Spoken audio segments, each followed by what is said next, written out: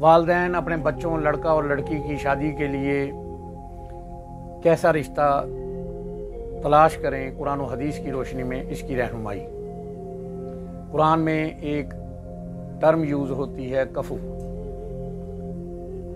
کفو کے لغوی تعریف ہے، کفو کا مطلب ہے نظیر اور برابری۔ اسی سے نکاح میں کفایت سے مراد ہے وہ یہ ہے کہ خامد کا حسب نسب، دین، گھر وغیرہ عورت کے برابر ہونا۔ کفو کا معنی ہے صفات مخصوصہ ممتاز میں مساوی اور ہم پلہ ہونا۔ نکاح میں یہ دیکھا جاتا ہے کہ لڑکا لڑکی کے معیار سے کم اور نیچا تو نہیں ہے، کیونکہ جو لڑکی صفات مخصوصہ ممتاز کے اعتبار سے اعلیٰ ہو اور اس لڑکے کا ساتھی بننے کو ناپسند کرے گی جس سے صفات میں ادنا ہو، تو لڑکی کے وارث بھی اس بات کو اپنے لیے باعث عار اور شرمندگی سمجھتے ہیں۔ کفو میں عموماً 6 چیزوں کا لحاظ رکھا جاتا ہے: اسلام یعنی دین، حریت یعنی آزاد ہو، غلام نہ ہو، حسب نسب والا ہو، مال و دولت ہو، تقوی اور دینداری ہو، صنعت و حرفت یعنی کوئی پیشہ اختیار کیے ہو۔ مسئلہ کفو کی حقیقت اتنی ہے کہ لڑکے لڑکی میں ہر ممکن حد تک مناسبت کا لحاظ کیا جائے، بے جوڑ غیر مناسب رشتوں سے بچا جائے، تاکہ دونوں میں ہم آہنگی، مطابقت، موافقت ہو، محبت پیدا ہو۔ کالے گورے، سید غیر سید، ذات پات کا نظام اسلام میں کوئی تصور نہیں ہے، جیسا کہ حدیث پاک نبی کریم صلی اللہ علیہ وآلہ وسلم میں ہے۔ حضرت انس بن مالک رضی اللہ تعالیٰ عنہ سے مروی ہے کہ رسول صلی اللہ علیہ وآلہ وسلم نے ارشاد فرمایا، تمام لوگ کنگھی کے دندانوں کی طرح برابر ہیں۔ حجۃ الوداع کے موقع پر آقا کریم صلی اللہ علیہ وآلہ وسلم نے ارشاد فرمایا، لوگوں سن لو، تمہارا خدا ایک ہے۔ کسی عربی کو اجمی پر، کسی اجمی کو عربی پر، کسی گورے کو کالے پر اور کسی کالے کو گورے پر، یعنی کسی سرخ کو کالے پر اور کسی کالے کو سرخ پر تقوی کے سوا کوئی فضیلت حاصل نہیں۔ بے شک تم میں اللہ کے نزدیک معزز وہ ہے جو تم میں زیادہ پرہیزگار ہے۔ سنو، کیا میں نے تمہیں بات پہنچا دی؟ لوگوں نے عرض کی، یا رسول اللہ ہاں۔ فرمایا، تو جب جو آدمی یہاں موجود ہیں وہ ان لوگوں تک پہنچا دیں جو موجود نہیں۔ قرآن مجید سے غیر کفو میں نکاح کا ثبوت۔ بعض لوگوں نے یہ کہا کہ غیر کفو میں نکاح کرنا حرام ہے۔ یہ سوچ سراسر غلط اور ایک جہالت ہے، اور یہ نکاح جائز ہے، خواہ ان کے ورثہ کی اجازت ہی سے کیوں نہ ہو۔ لیکن ان بزرگوں نے قرآن مجید کے حکم پر غور نہیں فرمایا، جنہوں نے اسے حرام اور زنا کے مترادف قرار دیا ہے۔ قرآن مجید نے ان تمام عورتوں کا ذکر فرمایا، نسب، ردات، صبر، جمع فی النکاح اور منکوح غیر ہونے کے اعتبار سے حرام ہیں۔ اس کے بعد فرمایا، اور ان کے سوا سب عورتیں تمہارے لیے حلال کر دی گئی ہیں، تاکہ تم اپنے اموال کے ذریعے طلب نکاح کرو اور پاک دامن رہتے ہوئے، نہ کہ شہوت زانی رانی کرتے ہوئے۔ ان عورتوں پھر ایک جگہ فرمایا، ان عورتوں سے نکاح کرو جو تمہارے لیے پسندیدہ اور حلال ہوں۔ مذکورہ بالا آیت میں بھی لفظ ماں، جو کہ عموم کے لیے ہے، یعنی محرمات کے علاوہ جو عورتیں تمہیں پسند آئیں، خواہ وہ کفو سے ہیں یا غیر کفو سے، باہمی رضامندی سے نکاح کر لو۔ اے لوگو، ہم نے تمہیں مرد اور عورت سے پیدا فرمایا، اور ہم نے تمہیں بڑی بڑی قوموں میں اور قبیلوں میں تقسیم کیا تاکہ تم ایک دوسرے کو پہچان سکو۔ بے شک اللہ کے نزدیک تم میں زیادہ عزت والا وہ ہے جو تم میں زیادہ متقی اور پرہیزگار ہے۔ محدثین اور مفسرین نے اس آیت مبارکہ کے حوالے سے یہ روایت نقل کی ہے کہ رسول اکرم صلی اللہ علیہ وآلہ وسلم نے بنو بیادہ کو حکم دیا کہ وہ ابوائل ہند کے ساتھ اپنی ایک عورت کی شادی کر دیں۔ ابوائل ہند نبی پاک صلی اللہ علیہ وسلم کا غلام تھا، اور آقا صلی اللہ علیہ وآلہ وسلم نے ایک آزاد عورت کا نکاح اپنے ایک غلام سے کر کے حسب و نسب، صنعت و حرفت کے سارے بت توڑ دیے۔ ایک جگہ اللہ پاک قرآن میں سورۃ البقرہ میں ارشاد فرماتا ہے، اور تم مشرک عورتوں کے ساتھ نکاح مت کرو جب تک وہ مسلمان نہ ہو جائیں، اور بے شک مسلمان لونڈی آزاد مشرک عورت سے بہتر ہے، خواہ وہ تمہیں بھلی ہی لگے، اور مسلمان عورتوں کا مشرک مردوں سے بھی نکاح نہ کرو جب تک وہ مسلمان نہ ہو جائیں۔ اس آیت میں اللہ تعالیٰ نے صراحتاً یہ بتا دیا ہے کہ مسلمان آزاد لڑکیوں کو نکاح غلام مسلمانوں سے کرنا جائز ہے، حالانکہ غلام آزاد کا کفو نہیں ہے۔ مدرجہ بالا آیات مقدسہ سے غیر کفو میں نکاح کے جواز کا بیان ہے، احادیث سے غیر کفو میں نکاح کا ثبوت ہے۔ احادیث مبارکہ میں غیر کفو میں نکاح سے متعلق بے شمار ثبوت ہیں۔ دیندار عورت سے شادی کرو۔ حضرت ابو ہریرہ رضی اللہ تعالیٰ عنہ سے روایت ہے کہ حضور نبی اکرم صلی اللہ علیہ وآلہ وسلم نے ارشاد فرمایا کہ عورت سے 4 چیزوں کے باعث نکاح کیا جاتا ہے: اس کے مال، اس کے حسب نسب، اس کے حسن و جمال، اور اس کی دین کی وجہ سے۔ تیرے ہاتھ گرد آلود نہ ہوں تو دیندار کو حاصل کر۔ مومن اللہ کے تقوی کے بعد جو اپنے لیے بہتر تلاش کرے وہ نیک بیوی ہے، اگر اسے حکم دے تو اطاعت کرے، اس کی جانب دیکھے تو خوش ہو، اگر وہ کسی بات کے کرنے پر قسم کھا لے تو اسے پوری کر دے، اگر شوہر کہیں چلا جائے تو اس کی غیر موجودگی میں اپنی جان و مال کی نگہبانی کرے۔ امام عبدالرزاق نے یحییٰ ابن کثیر سے روایت کیا ہے کہ رسول صلی اللہ علیہ وآلہ وسلم نے ارشاد فرمایا، جب تمہارے پاس ایسے شخص کے نکاح کا پیغام آئے جس کی دینداری اور اخلاق تمہیں پسند ہوں تو اس سے نکاح کر دو، خواہ وہ کوئی بھی شخص ہو۔ اگر تم نے ایسا نہ کیا تو زمین میں بہت زیادہ فساد اور فتنہ پھیلے گا۔ حضرت ابو ہریرہ رضی اللہ تعالیٰ عنہ سے روایت ہے، حضور نبی کریم صلی اللہ علیہ وآلہ وسلم نے فرمایا، جب تمہیں ایسا شخص نکاح کا پیغام دے جس کا دین و اخلاق تمہیں پسند ہو تو اسے نکاح کر دو، اگر ایسا نہ کرو گے تو زمین میں بہت بڑا فتنہ برپا ہوگا۔ امام ابو داؤد روایت کرتے ہیں، حکم بن غینہ بیان کرتے ہیں کہ حضور نبی کریم صلی اللہ علیہ وآلہ وسلم نے حضرت بلال رضی اللہ تعالیٰ عنہ کو ایک انصاری کے گھر بھیجا تاکہ وہ اپنا رشتے کا پیغام دیں۔ اس انصاری کے گھر والوں نے کہا کہ حبشی غلام حضرت بلال رضی اللہ تعالیٰ عنہ نے کہا ہے، اگر حضور نبی کریم صلی اللہ علیہ وسلم نے مجھے تمہارے پاس آنے کے لیے نہ کہا ہوتا تو میں کبھی نہ آتا۔ انہوں نے کہا، نبی کریم صلی اللہ علیہ وسلم نے تمہیں کیا حکم دیا ہے؟ حضرت بلال رضی اللہ تعالیٰ عنہ نے کہا، انہوں نے کہا ہے تم اس رشتہ کے مالک ہو۔ حضرت بلال رضی اللہ تعالیٰ عنہ نے جا کر حضور نبی کریم صلی اللہ علیہ وآلہ وسلم کو خبر دی۔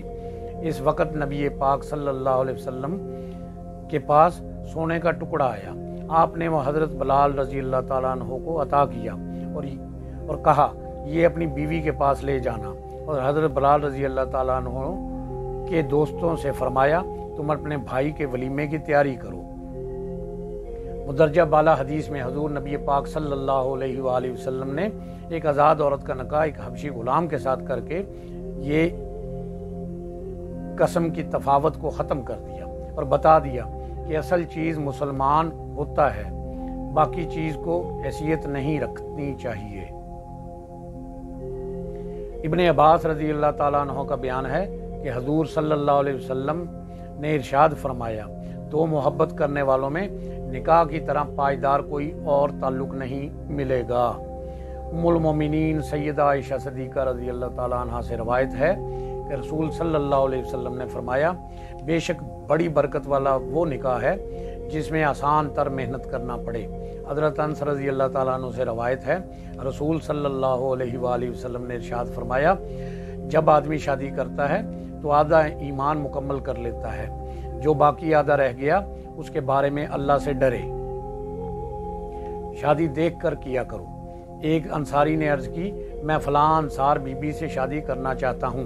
آقا علیہ الصلوۃ والسلام صلی اللہ علیہ وآلہ وسلم نے ارشاد فرمایا، اسے دیکھ لو، بعض انصار کی آنکھوں میں عیب ہوتا ہے۔ یہ بھی فرمایا۔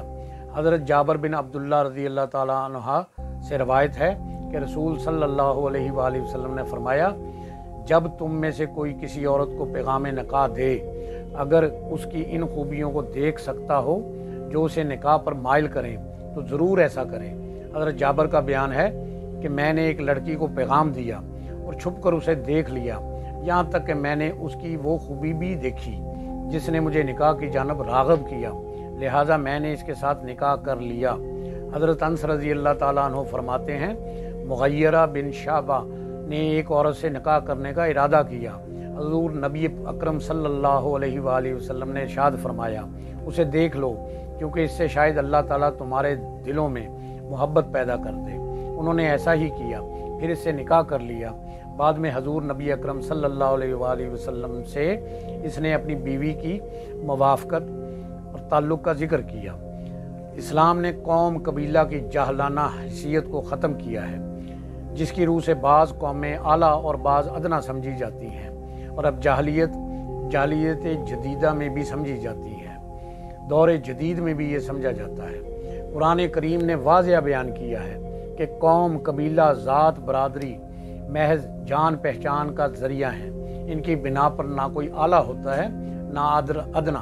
فرمان باری تعالیٰ ہے اے لوگو ہم نے تمہیں ایک مرد اور ایک عورت سے پیدا کیا، ہم نے تمہیں بڑی بڑی قوموں اور قبیلوں میں تقسیم کیا تاکہ تم ایک دوسرے کو پہچان سکو۔ بے شک اللہ کے نزدیک تم میں زیادہ عزت والا وہ ہے جو تم میں سے سب سے زیادہ پرہیزگار ہے۔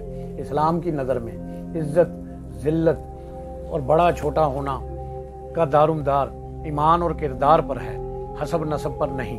دین کی نظر میں گھٹیا اور کمینہ شخص وہ نہیں جو ایمان و عمل میں پختہ ہے یا با کردار ہے، صاحب علم و تقوی ہے، بہت اعلیٰ ہے، بزرگ تر ہے، اگر ہاشمی قریشی مکی مدنی ہے، ایمان و عمل صالح سے محروم ہے، جتنا چاہے بڑا بنا پھرے، اللہ کے نزدیک اس کے برابر نہیں جو متقی، پرہیزگار اور اللہ کے دین کی پاسداری کرنے والا ہے۔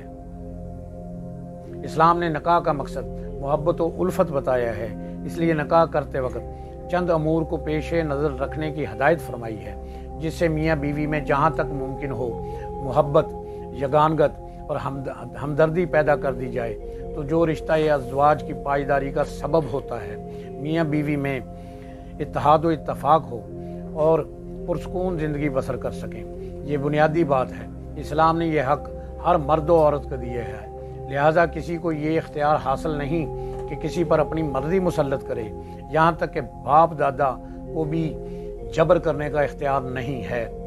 کنواری اور بیوہ اور متعلقہ بالغ لڑکی کا نکاح زبردستی کرنے کا شریعت نے کسی کو اختیار نہیں دیا، اس کے ولی کو بھی یہ اختیار حاصل نہیں۔ ہر آزاد عقل مند بالغ لڑکی کی اجازت کے بغیر بھی نکاح کرے تو وہ نکاح ہو جاتا ہے اگر اس میں اس کی رضامندی شامل ہے۔ جائز ہونے کی وجہ یہ ہے کہ عورت نے اپنی پسند کا نکاح کر کے خالص اپنے حق میں تصور کیا، اور وہ اختیار ہے کیونکہ عقل مند اور برے بھلے میں تمیز کر سکتی ہے، اس وجہ سے وہ اپنے مال میں تصرف کا حق رکھتی ہے، اور اسے شادی کرنے کا پورا دین اسلام نے اختیار دیا ہے۔ پھر ظاہر روایت میں یہ ہے کہ نکاح کے جواز میں کوئی فرق نہیں، کفو میں ہو یا غیر کفو میں، غیر کفو میں ہو یا کفو میں، ولی کو اعتراض کا کوئی حق نہیں پہنچتا۔ حضرت ابو ہریرہ رضی اللہ تعالیٰ عنہ سے روایت ہے کہ حضور نبی کریم صلی اللہ علیہ وسلم نے فرمایا جب تمہیں ایسا شخص نکاح کا پیغام دے جس کا دین اخلاق پسند ہو تو اس سے نکاح کر دو، اگر ایسا نہ کرو گے تو زمین میں بہت بڑا فتنہ پیدا ہوگا۔ اسی طرح رسول اکرم صلی اللہ علیہ وآلہ وسلم نے ارشاد فرمایا تقوی کے سوا کسی عربی کو کسی اجمی پر کوئی فضیلت حاصل نہیں، نیز کفن کا اعتبار ضروری ہو تو خون میں ہو، ادنا مقتول کے قصاص میں اعلیٰ ذات کا قتل نہ کیا جاتا، تو جب خون میں کفن کا اعتبار نہیں تو نکاح میں کیوں ہے؟ احناف اور دیگر ائمہ اکرام نے کفن کا اعتبار نہیں کیا ہے، انہوں نے کبھی بھی کہیں بھی یہ نہیں فرمایا کہ کسی غیر کفو میں نکاح نہیں ہوتا، بلکہ انہوں نے کفو اور غیر کفو دونوں میں نکاح کو جائز فرمایا ہے آپسی رضامندی سے۔ باپ یا دادا کی اجازت سے تو غیر کفو میں نکاح ناجائز ہونے کا کسی نے قول ہی نہیں کیا، سب کے نزدیک جائز ہے۔ قرآن مجید کی روشنی میں جن عورتوں سے شرعاً نکاح حرام ہے ان کا قرآن و حدیث میں تفصیل سے ذکر کر دیا گیا ہے، اور ارشاد ہے تم پر تمہاری مائیں، تمہاری بیٹیاں، تمہاری بہنیں، تمہاری پھپھیاں، تمہاری خالائیں، بھتیجیاں، بھانجیاں اور تمہاری مائیں جنہوں نے تمہیں دودھ پلایا، تمہاری رضاعت میں شریک بہنیں، تمہاری بیویوں کی مائیں سب حرام کر دی گئی ہیں۔ اسی طرح تمہاری گود میں پرورش پانے والی وہ لڑکیاں جو تمہاری ان عورتوں کے بطن سے ہیں جن سے تم صحبت کر چکے ہو بھی حرام ہیں۔ پھر اگر تم نے ان سے صحبت نہ کی ہو تو تم پر ان لڑکیوں سے نکاح کرنے میں کوئی حرج نہیں، اور تمہارے ان بیٹوں کی بیویاں بھی تم پر حرام ہیں جو تمہاری پشت سے ہیں، اور یہ بھی حرام ہے کہ تم دو بہنوں کو ایک ساتھ اپنے نکاح میں جمع کرو سوائے اس کے جو دور جہالت میں گزر چکا۔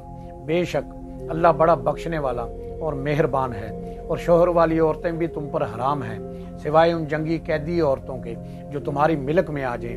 ان احکام حرمت کو اللہ تعالیٰ نے تم پر فرض کر دیا ہے، اور ان کے سوا سب عورتیں تمہارے لیے حلال کر دی گئی ہیں تاکہ تم اپنے اموال کے ذریعے طلب نکاح کرو، پاک دامنی رہتے ہوئے، نہ کہ شہوت زانی کرتے ہوئے۔ پھر ان میں سے جن سے تم نے اس مال کے عوض فائدہ اٹھایا ہے انہیں ان کا مقرر شدہ مہر ادا کر دو، اور تم پر اس مال کے بارے میں کوئی گناہ نہیں جس پر تم مہر مقرر کرنے کے بعد باہم رضامند ہو جاؤ۔ بے شک اللہ خوب جاننے والا اور بڑی حکمت والا ہے۔ یہ ہے فریضہ ان عورتوں کی جن سے نکاح حرام ہے۔ یہ قرآن کریم کی سورۃ النساء کی آیات میں بیان کیا گیا ہے۔ یہ بھی یاد رکھیں ہاشمی، قریشی، علوی، اموی، پٹھان وغیرہ قومیں ہیں، اور قومیں اور قبیلہ اللہ تعالیٰ نے محض تعارف یعنی باہمی جان پہچان کے لیے بنائے ہیں۔ عظمت کا دارومدار تقوی پر ہے، عقیدہ و عمل پر ہے، قوم و قبیلے پر نہیں۔ قریشی، ہاشمی، مکی، عربی، ابو جہل اور ابو لہب ان جیسوں سے ہزارہا درجے وہ افضل ہے۔ حبشہ کے بلال، روم کے صہیب، ایران کے سلمان، اور کروڑوں ہندی، سندھی اور صومالی، افغانی وغیرہ۔ اللہ پاک ہمیں دین کو سمجھنے کی، اس پر عمل کرنے کی توفیق عطا فرمائے۔